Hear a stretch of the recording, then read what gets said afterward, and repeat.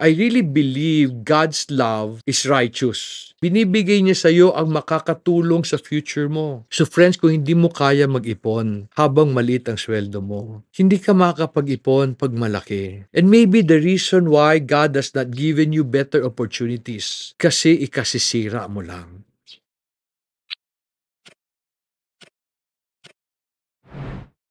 As I teach people that savings is an expense that buys your future, may nagsabi sa akin, saka na ako mag-iipon pag malaki na ang sweldo ko.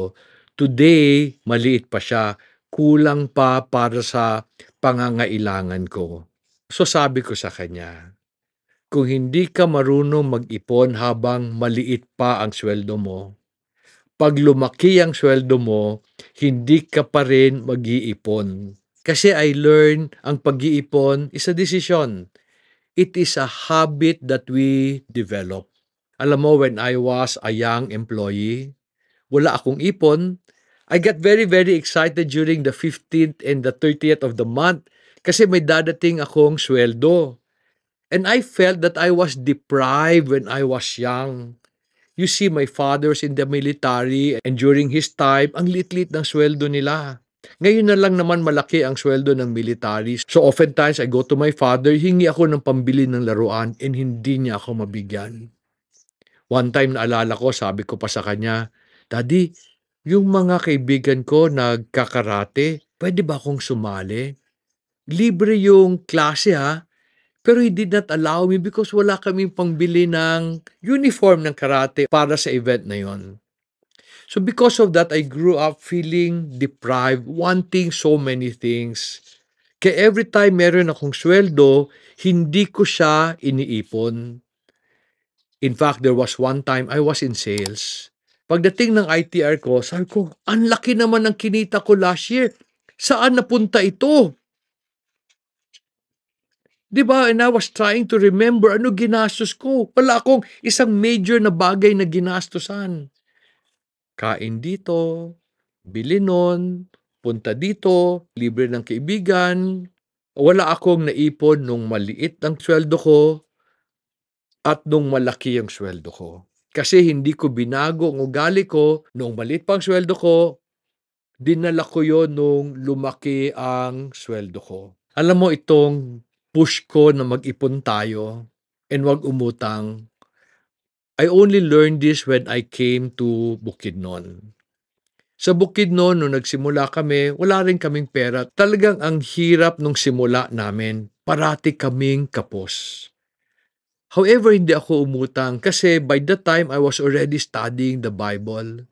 And one of the things I learned from the Bible, sabi niya, calamities will come. I learned this from the life of Abraham and the life of Isaac kasi may dumating na famine sa kanila. And hindi sila nakautang kasi wala namang utangan during the time. And I believe nag-ipon sila. Nagtago ng mga bagay na magagamit nila during times of famine. Alam mo ba, today we are a reasonably big farm because magaling kami mag-ipon. Nag-iipon kami maski hirap kami because we know calamities will come. So binago ko ugali ko. Nung maliit pa yung farm namin, nag-ipon ako. Ba't ako nag-ipon? Kasi alam ko calamities will come para may magamit ako. Pag umutang ako during times of calamity, hindi ko naman alam hanggang kailan ko mababayaran yun o kung mababayaran ko because farming is really difficult. And this is the reason why I teach people, mag-ipon ka para may magamit ka pag may dumating na calamity and kung hindi dumating ang calamity, magagamit mo yung pera mo to create opportunities. Utang will just rob you of your freedom. Why is it important na mag-ipon ka habang maliit pa ang sweldo mo? According to Luke chapter 16 verse 10, sabi ni Jesus, He who is faithful in a very little thing is faithful also in much. And he who is unrighteous in very little thing is also unrighteous in much. Para kay Jesus, ang hindi tamang paggamit ng pera natin is unrighteousness. Kasi regalo niya yan sa'yo. Pero, Alam ko you are where you are today hoping that someday lumaki ang kita mo or sweldo mo. Pero ang tanong 'no, ba't ang liit? Ba't ako binigyan ni God ng trabaho na ang liit ng sweldo? Pinag-pray mo ba yung trabaho mo? Nung dumating yung trabaho mo, feeling mo ba sinagot ka ni God by giving you your job? I believe so. So ba't maliit ang sweldo? If God is in control, naniniwala ako na you are where you are because He is testing you and training you. Gusto niyang malaman kung kaya mong alagaan yung maliit para pag binigyan ka niya ng malaki, kaya mo rin alagaan. I really believe God's love is righteous. Binibigay niya sa iyo ang makakatulong sa future mo.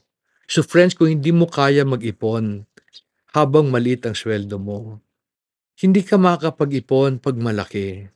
And maybe the reason why God has not given you better opportunities, kasi ikasisira mo lang. Ako naniniwala God will not deprive you of something you deserve. But if that something will destroy you, di ba iwi-withhold niya yan parang tatay? Tatay ako. I will not give to my children something that will destroy them. But I will discipline and train them so that they will be ready for the blessing I will eventually give them. God is definitely a better father than me. And He knows what is best for you. So respond better. Mag-ipon ka habang maliit pa ang sweldo mo para ready ka pag pinalaki ni God ang kita mo. Nakatulong ba tong video na to sa'yo? Kung nakatulong, will you help me share this sa friends mo? Share this also with your relatives. And then help me share this with more Filipinos by subscribing to the channel and pressing the like button, because the more subscriber to this channel, the more YouTube will share this to other people.